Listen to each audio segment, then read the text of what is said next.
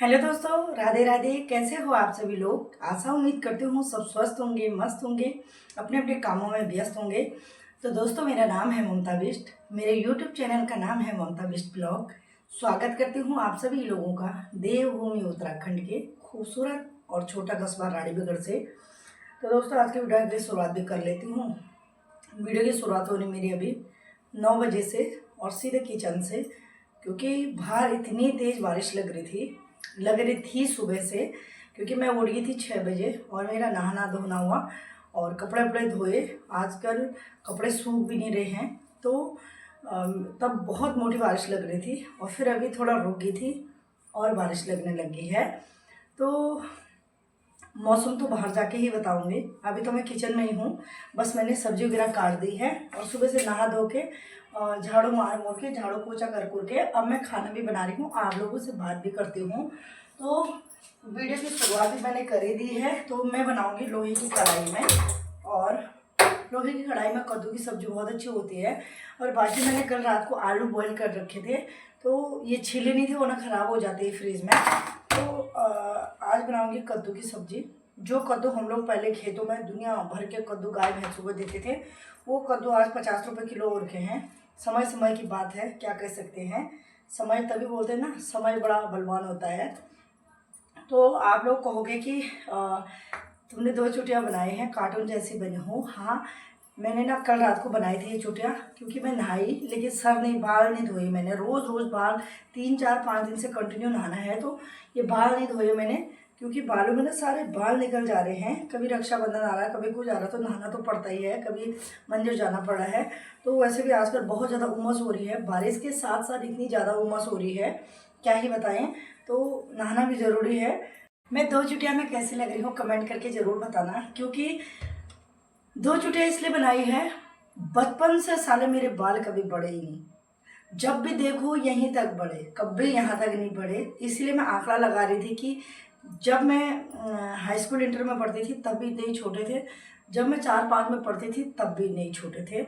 आज मैंने कहा चलो, अब मैं बूढ़ी हो गई हूँ शायद, अब स्कूल भी छूट गया, कॉलेज छूट गया, तो मैंने कहा जरा चुटिया करके देखती हूँ, तब भी इतने ही छोटे हैं। अब बताइए आप, हे राम, ये हनी बनी की जैसी छुटियाँ मेरी, छोटे बच्चों की तरह।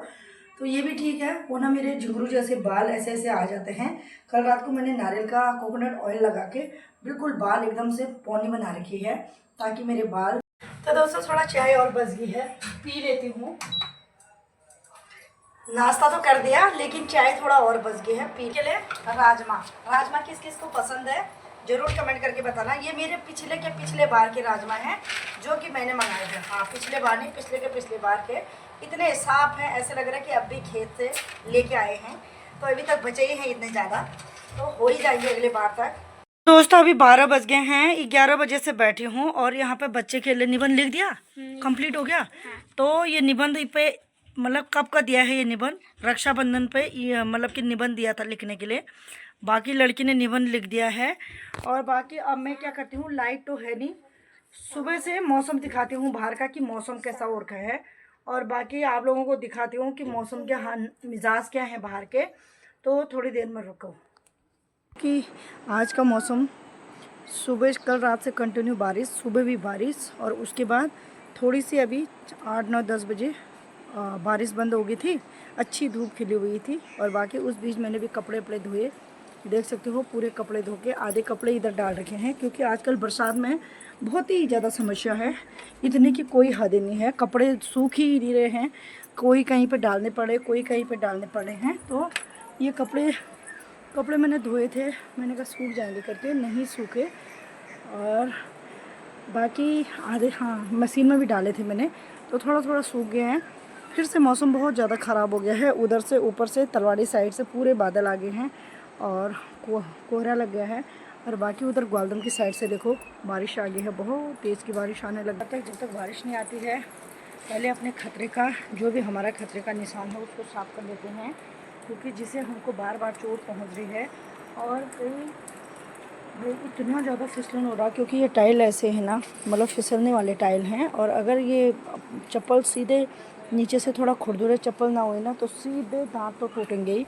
अभी तो सच में मेरा सर फूट गया था, जिसका वेट ज़्यादा होगा ना उसका उठना बहुत मुश्किल हो जाएगा, इसलिए मेरा वेट भी है ही। तो मैंने ना बड़ी मुश्किल से कंट्रोल किया, यहाँ से सीधे नीचे धक्के खा के आई। अच्छा वो ये पाइप हो गए, नहीं तो मैंने सीधे उधर जाना था, नीचे इनके कन्याले के भोड़ में जाना था। तो ये पाइप लग गई, इस पे टकरा गई मैं, तो पहले सफाई कर दी भाई।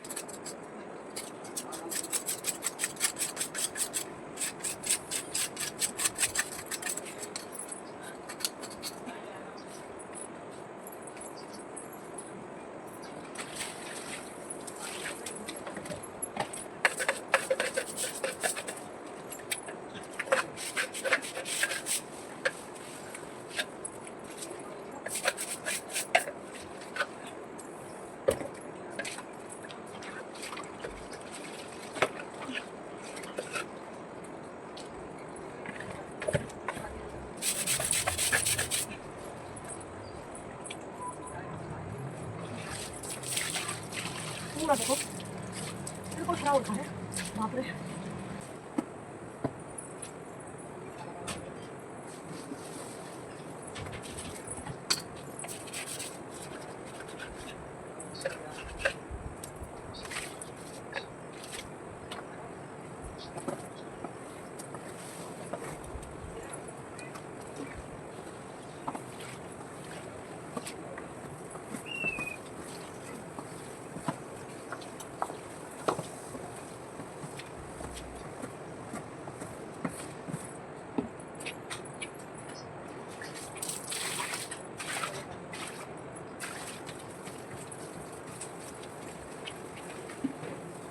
तो दोस्तों मैंने यहाँ पे तो कर दी सफाई, और सबसे ज़्यादा प्रॉब्लम यहीं पे हो रही थी मुझे यहाँ से, और ये वाला पोजीशन जो ये पार्ट्स है यहाँ से।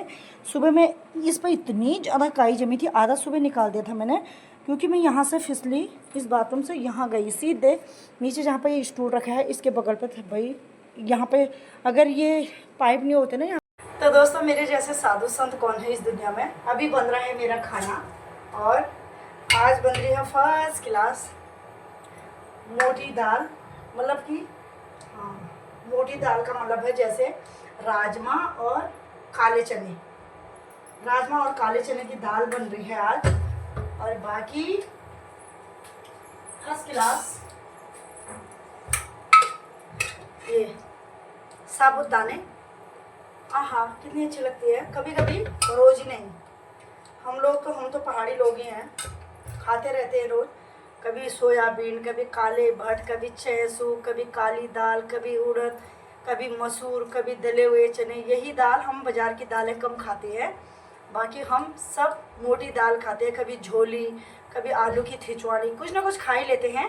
तो जल्दी बनाती हूँ फटाफट से, फिर मिलती हूँ आप लोगों को। पहाड़ी लोग ठहरे हम लोग ऐसे ही खाना खाते हैं, इसीलिए हम तंदुरुस्त हैं। हमारा इम्यून सिस्टम बिल्कुल एकदम से परफेक्ट है, कोई बीमारी नहीं लगती है।